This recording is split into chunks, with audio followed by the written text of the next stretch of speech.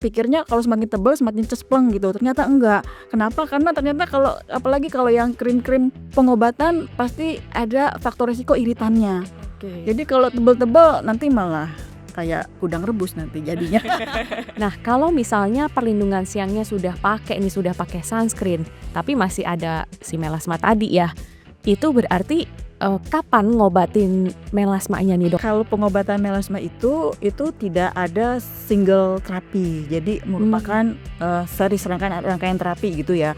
Dan tidak ada satu produk yang bisa mewakilkan untuk terapi melasma secara keseluruhan. Pasti ada combine-nya.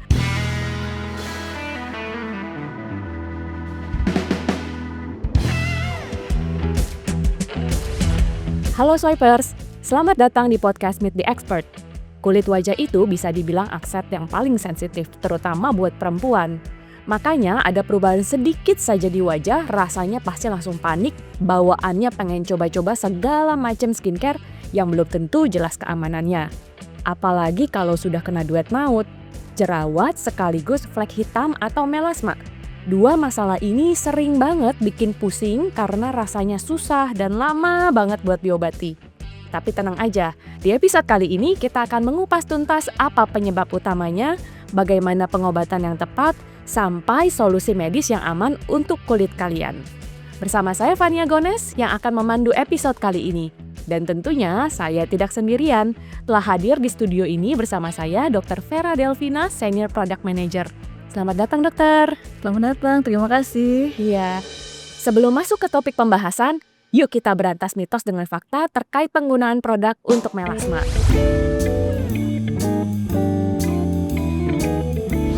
Mitos atau fakta nih statement yang ini nih dok.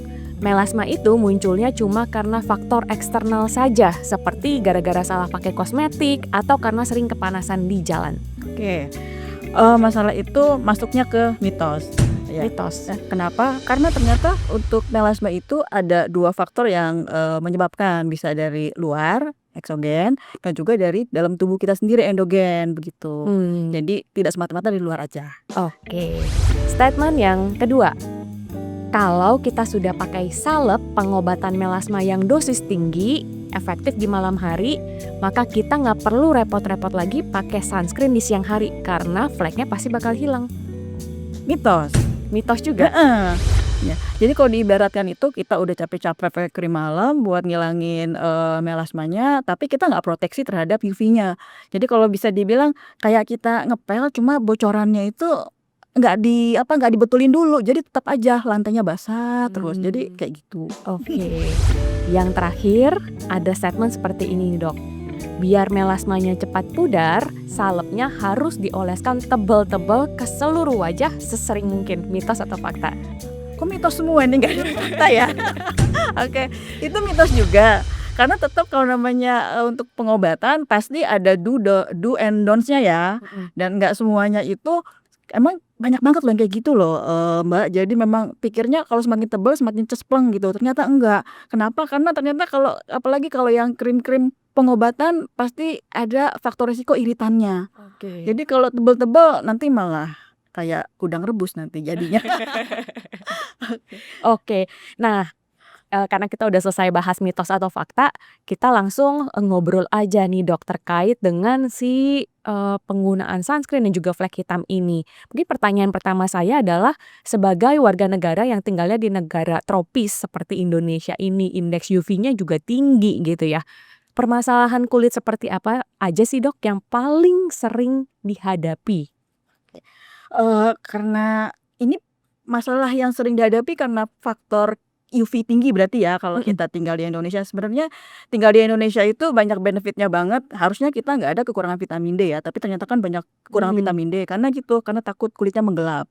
Nah memang UV itu di antara jam 10 sampai jam 2 itu untuk faktor intensitas kerasnya UV itu paling tinggi. Nah paling banyak masalah kulit yang timbul karena pengaruh UV, pertama pasti mengenai hiperpigmentasi ya, atau kaitannya dengan melasma lah yang lebih spesifiknya. Kemudian yang berikutnya aging pasti akan lebih cepat. Kemudian yang berikutnya adalah namanya adalah solar Lentigo ya, Lentigo itu tapi munculnya pada usia-usia yang sudah, sepuh lah, sudah, matang gitu ya, gitu. Yang umum sih itu, yang paling banyak karena dari pengaruh UV. Oke. Nah, dari sekian banyak masalah itu, biasanya yang jadi momok itu namanya flek hitam nih, Dok. Betul banget Itu paling takut soalnya sekali muncul susah banget betul banget. hilangnya. Sebenarnya flek hitam itu apaan sih, Dok? Dan kenapa sih bisa jadi flek hitam di wajah? Oke. Sebenarnya kalau masalah, hiperpigmentasi itu kan banyak banget anggota-anggotanya. Nah, salah satunya yang paling sering itu adalah melasma. Nah, melasma ini memang agak sulit diterapi, apalagi kalau udah masuknya dia udah masuk yang agak lumayan dalam ya, begitu. Nah, si melasma ini adalah suatu, kelainan pigmen dan biasanya timbul di tempat-tempat yang kita terekspos oleh sinar, UV atau sinar matahari. Dan biasanya juga, timbulnya, simetris ya, simetris kiri dan kanan dan, di tempat yang memang tadi timbul di terekspos sinar UV dan paling banyak di perempuan. Paling banyak di Heeh, dan perempuan. itu adalah masalah top 2, kosmetik di dunia kali ya, bukan Indonesia deh. Itu paling banyak, pertama adalah akne, yang kedua adalah si melasma ini. Dan apa, Dok, bedanya flek hitam biasa dengan, yang disebut sebagai, melasma ini? Kalau yang flek hitam kita ada kenal namanya PIH, post inflammation hyperpigmentation. Kalau itu kan biasanya ada pemicunya ya, mungkin kita habis trauma, kemudian mungkin habis pos jerawat, nah itu kita timbul bekasnya itu hitam-hitam. Nah, kalau melasma itu banyak faktor, jadi bisa ada faktor genetik juga ada, kemudian dari UV juga, kemudian dari hormon juga ada gitu. Dan itu biasanya kalau yang PIH tadi kan karena ada pemicunya ya, trauma gitu. Nah, kalau si melasma ini enggak, jadi bisa aja di usia-usia tertentu dia muncul, gitu. Oh, Ya gitu. heeh, dan itu biasanya letaknya tuh simetris. Simetris dan banyaknya di wanita dan biasanya timbul di usia yang sudah, ya usia 25 30 tahun ke atas lah, begitu. Nah, itu bedanya. Oke, berarti pemicu utamanya melasma tuh apa aja nih, Dok? Kenapa bisa muncul? Apakah benar karena matahari sama karena faktor hormon? Bener banget ya. Yang paling banget itu disebut adalah karena masalah, UV, kemudian hormon. Hormon kan bisa dari dalam juga ya, bisa dari dalam, bisa dari juga kita konsumsi dari luar. Kemudian faktor genetik jangan lupa, Genetik. genetik itu kuat banget, gitu. Dan obat-obatan. Obat-obatan. Mhm. Oh, ada obat-obatan bisa malah menimbulkan melasma. Betul, jadi kita jadi sensitif terhadap, sinar matahari, jadi dia fotosensitif ya, gitu. Jadi gampang banget dia timbul flek, gitu. Dan tadi yang dokter sebut pertama kali itu UV ya? Betul. Berarti sebenarnya penggunaan sunscreen itu penting banget dong, Dok? Sangat, itu hukumnya kayaknya kudu wajib deh, kudu wajib doain kali Kudu ya. wajib. Kenapa nih, Dok? Kenapa sunscreen itu menjadi kudu wajib diprioritaskan selain pengobatan untuk melasmanya sendiri? Sebenarnya kalau sunscreen itu dia masuk ke dalam basic skincare ya. Jadi entah dia flek, entah, tidak flek, atau kulitnya normal, semua tetap kita harus pakai namanya, kosmetik protektif. Sunscreen itu sebenarnya masuk ke kosmetik protektif. Jadi tetap wajib pakai, kenapa? Karena kita juga udah kita terapi, tentu kita maunya kan terlindungi juga terhadap pemicunya ya, salah satunya mungkin UV. Nah, itu jadi kita tetap harus diproteksi, begitu. Oke, tapi apa sih kandungan utama dan keunggulan proteksi dari produk ini?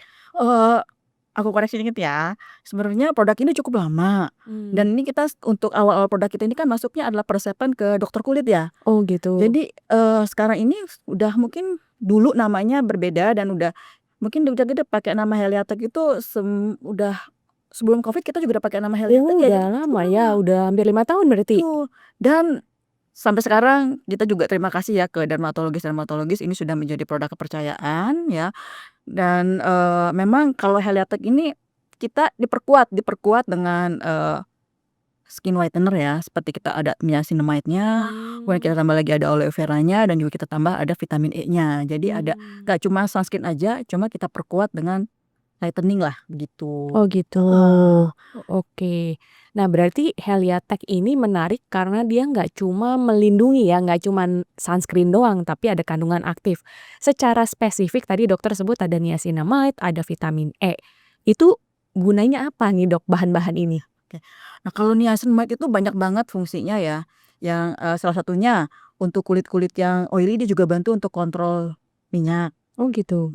Kemudian, dia bantu juga untuk mencerahkan wajah karena dia kerjanya itu akan menghambat transfer melanosom ke keratinosit. Jadi melanin yang udah terbentuk dalam melanosit itu untuk sampai ke keratinnya itu dihambat, gitu. Kemudian dia juga untuk memperkuat skin barrier juga, kemudian juga untuk mengurangi kemerahan-kemerahan kulit kalau si, niacinamide-nya. Kemudian kalau si, vitamin E, dia adalah masuk sebagai antioksidan ya. Antioksidan dan ini juga karena UV itu salah satunya juga akan meningkatkan ROS ya, atau kita sebut ini deh, namanya adalah radikal bebas ya, radikal bebas. Nah, dengan vitamin E ini juga akan membantu untuk mengurangi dari si radikal bebas ini, gitu. Gitu. Kan radikal bebas kan juga dia akan sedikit-sedikit pasti akan merusak dari, sel kita. Nah, jadi supaya tetap awet muda lah gitu, dan juga bantu melembabkan kulit juga sih. Oke. Nah, tapi ini Dok, banyak banget nih orang yang males pakai sunscreen karena 2 hal. Satu, takut kalau habis pakai sunscreen wajahnya berminyak, atau kedua, jadi kayak putih gitu warnanya, ada white cast-nya gitu. Nah, gimana dengan tekstur si Heliatek ini sendiri? Apakah tadi ya, ketakutan orang itu bisa diatasi dan sebenarnya cara menggunakannya yang benar seperti apa Heliatek? Nah, Heliatek ini mungkin sekarang sih udah banyak canggih-canggih ya untuk sunscreen itu untuk, white cast-nya bisa dibilang sangat minimal. Nah, kalau yang di Heliatek ini kita memang kita combine ya, hybrid sunscreen, jadi kita ada physical sama ada, chemical-nya. Nah, dengan keunggulan kedua, macam jenis, sunscreen ini adalah dia tidak terlalu white cast, jadi untuk yang pria pun mungkin nyaman pakainya ya, gitu. Mungkin kalau yang, physical murni kadang-kadang ya dia kadang menimbulkan, white cast. Cuma kembali lagi teknologi sekarang yang baru-baru malah kadang-kadang yang, physical itu sangat minim sekali, Menyebabkan white cast? iya betul. Nah, kalau untuk misalnya dia, oily, mungkin ini tergantung pemilihan jenis sunscreen-nya aja, gitu. Mungkin kalau yang oily bisa dipilih yang sediaannya mungkin yang, lebih ke arah gel. SDM juga punya, tapi dengan brand ya masih brand-nya Parasol, dan Parasol gel itu lebih nyaman untuk kulit yang oily. Oh gitu. Lebih mudah menyerap dan kayak ada sensasi dingin-dinginnya gitu, nikmat nyaman lah gitu. Oh gitu, jadi Aku selalu bilang ada nikmat opsinya nih. gitu ya, Dok? Heeh. Nah, kalau misalnya perlindungan siangnya sudah pakai nih, sudah pakai sunscreen, tapi masih ada si melasma tadi ya, itu berarti, kapan ngobatin melasmanya nih, Dok? Apakah jadinya ke malam hari? Dan kalau mau ngobatin, pakai obat apa ini, Dok? Nah, kalau misalnya kan kalau pengobatan melasma itu tidak ada single terapi. Jadi merupakan, series rangkaian terapi gitu ya. Dan tidak ada satu produk yang bisa, mewakilkan untuk, terapi melasma secara keseluruhan. Pasti ada combine-nya. Jadi ada terapi yang utama, kemudian juga ada terapi adjuvan dan mereka jalan beriringan. Nah, kalau si sunscreen itu sebenarnya masuk ke terapi melasma, dia masuk ke sebagai adjuvannya. Jadi memang harus beriringan. Sedangkan kalau yang di malam hari itu biasanya, digunakan kalau dalam tata laksana yang masuk ke obat ya, itu dipakai biasanya kayak golongan, hidroquinon atau golongan yang sudah banyak dipakai itu yang kombinasi yaitu triple kombinasi krim, itu. Dan yang kita punya itu namanya, si Revaquin, itu isinya itu itu adalah gold standard sih, gold standard untuk terapi si, melasma, Oh gitu. gitu. Oke. Makanya memang Revaquin dikenal sebagai formula triple combination gitu ya. Nah, biasanya butuh berapa lama sih, Dok, mulai dari pakai, Revaquin sampai bener-bener kelihatan melasmanya memudar? Oke. Nah, melasma itu kan ada yang superficial, Kak, terus kan juga ada yang dia melibatkan lapisan kulit 2 yaitu si dermis. Nah, itu kadang agak apa ya, agak, lama gitu, agak lama. Kalau superficial itu lebih gampang. Nah, dari reference itu ya, itu bisa tercapai kelihatan memudar, flek-nya atau melasmanya itu bisa penggunaan di 2 minggu sampai 3 minggu. 2-3 minggu aja Heeh. udah memudar ya? Iya, tapi mungkin kita lebih ke arah superficial ya. Iya. Tapi kalau yang dalam, nah itu emang PR banget dan itulah mungkin yang sering hilang timbul kayak gitu.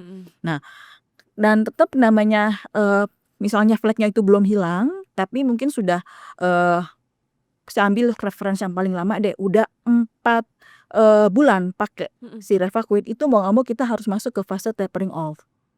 Jadi 4 bulan pakai tunggal, 2 bulan masuk tapering off, setelah itu masuk maintenance. Nanti perkara nih si dokternya mungkin menilai ternyata flek-nya ini masih ada ya. Nah itu paling masih nanti masuk ke sesi kedua dari penggunaan si Revaquin. Oh gitu. Jadi gak digeber sepanjang tahun itu pakai Revaquin, enggak. Karena ini kan dot merah, jadi memang banyak banget peraturannya untuk menggunakan si Revaquin. Oke, nah mungkin teman-teman swipers di sini yang mungkin juga perlu mengedukasikan nggak familiar nih dok dengan tadi istilah ada tapering off, ada maintenance. Jadi sebenarnya cara penggunaan Revaquin yang benar supaya hasilnya maksimal itu seperti apa nih dok runtutannya?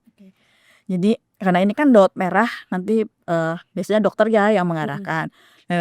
Untuk penggunaan Revaquin dan juga produk-produk yang mengandung hidrokinon, ini saya ambil banget referensi yang paling lama itu pakai di 4 bulan, itu dipakai setiap hari di malam hari. Itu nanti juga dilihat mungkin dari keadaan kulitnya ya. Yang penting itu skin barrier-nya jangan sampai terganggu. Mungkin kalau sampai terganggu itu bisa nanti ada metodenya, entah nanti di layer dengan moisturizing, entah nanti dibikin selang-seling di hari-hari tertentu begitu. 4 bulan pakai, anggap kulitnya baik-baik aja, itu pakai single di malam hari 4 bulan. Kemudian di 2 bulan berikutnya ini sudah masuk fase tapering off. Jadi dipilih produk yang akan menggantikan produk si Revaquin. Nah SDM juga punya ya sebenarnya, ada si Melanok IS, ada Lumina Whitening Cream. Itu dipakai, diatur jadwalnya selama 2 bulan ke depan berselang-seling, dengan mendekati ke 2 bulan terakhir itu penggunaan produk whitening penggantinya akan lebih sering begitu. Dan kemudian setelah udah 2 bulan selesai, lepas si hidrokinonnya, Revaquinnya masuk ke fase maintenance. Tuh. Maintenance bisa sampai 2 bulan ya, 2 bulan bisa, maintenance 2 bulan, kemudian masuk lagi ke fase ronde 2-nya lah penggunaan si Revaquin. Oh gitu. Kalau diperlukan. Oh gitu. Berarti kan karena memang dia obat keras ya, dot merah tadi obat keras, berarti memang nggak boleh nih asal beli, asal pakai tanpa ada arahan dari dokter. Betul banget. Nah tapi kalau menurut dokter Vera sendiri, edukasi seperti apa sih yang perlu disampaikan sama teman-teman apoteker kepada para pasien yang mungkin nebus obatnya di apoteknya, atau misalnya mereka ketemu gitu sama pasien yang memang dapat resep Revaquin ini? Mungkin yang perlu disampaikan ya ke customer yang mau menggunakan produk Revaquin, yang pasti penggunaannya lama penggunaannya itu adalah paling lama penggunaannya 4 bulan pakai setiap malam begitu. Nah setelah itu harus diganti. Mungkin kalau orang kita lebih efek agak dikasih itu ya, dikasih takut-takutan kali ya. Karena kalau Gimana tuh dok? kalau misalnya tidak terkontrol, kita takutnya kan Dia timbul terus-terusan gitu? Iya, karena kalau orang itu udah biasa pakai yang Revaquin ya, kemudian kalau dicopot tanpa ada fase tapering off, mereka tahu kulitnya pasti akan drop. Oh gitu. Dan itu pasti mereka cari-cari sendiri tuh kadang. Kadang terus pakai sampai 1 tahun penuh, kadang yang nggak berhenti, nggak ada jedanya, itu khawatirnya kita timbul efek sampingnya yaitu ochronosis. Nah ochronosis itu sama lebih mirip sama si melasma gitu ya, cuma dia lebih dalam. Oh malah jadi dalam. lebih susah Nah itu susah banget, itu sampai laser berapa series kadang-kadang nggak hilang loh. Oh gitu. Nah pakai topikal untuk yang namanya ochronosis itu akan sulit sekali. Nah itu kalau kita suka jalan ke di mall entah di mana, itu sering sekali kita nemuin kok yang kayak begitu. Karena itu khas banget gitu ya. Jadi kayak ada flek atau plak yang agak besar di wajah, tengah-tengah itu kayak ada pulau-pulau putihnya gitu tuh, biasanya tuh karena itu. Oh gitu. Dan warnanya juga ada agak cenderung keabu-abuan ya, betul itu menandakan bahwa letaknya itu agak dalam gitu, melasma itu dalam. Berarti penting ya apoteker nakut-nakutin istilahnya gitu ya dok, biar patuh pasiennya sesuai dengan yang seharusnya gitu ya. Ngeri loh itu. Oke, nah thank you banget dok untuk sharingnya terkait melasma, terkait sunscreen ini. Mungkin sebelum saya tutup, adakah pesan yang terakhir yang dokter mau sampaikan kepada teman-teman swipers? Oke. Jadi memang untuk peran apoteker ya, terutama mungkin untuk obat-obat dot merah, dalam hal ini Revaquin ya. Dan ini penting banget untuk edukasi ke customer untuk, lama penggunaannya gitu. Karena memang ini untuk resiko efek samping ini, sangat sulit, malah efek sebaliknya kulitnya itu jadi lebih hitam dan lebih dalam flek-nya dan pasti akan lebih sulit di terapi. Karena tidak nutup kemungkinannya sekarang kan lebih mudah ya orang mendapatkan produk-produk yang labelnya dot merah. Jadi ini penting sekali saya rasa peran dari apoteker untuk, edukasi ya ke, para, customer yang mau menggunakan produk, Revaquin dalam hal ini.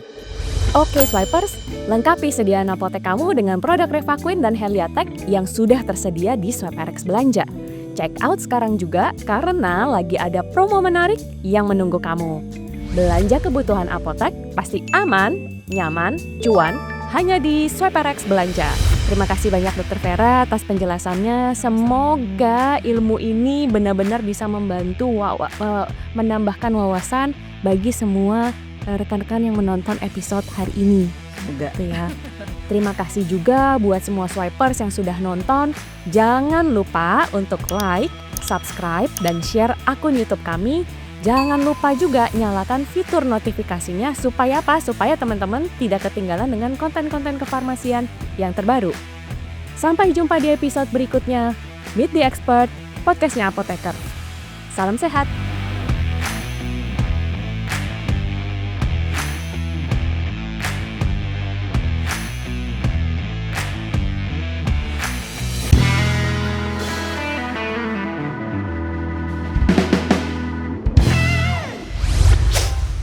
Swipe RX.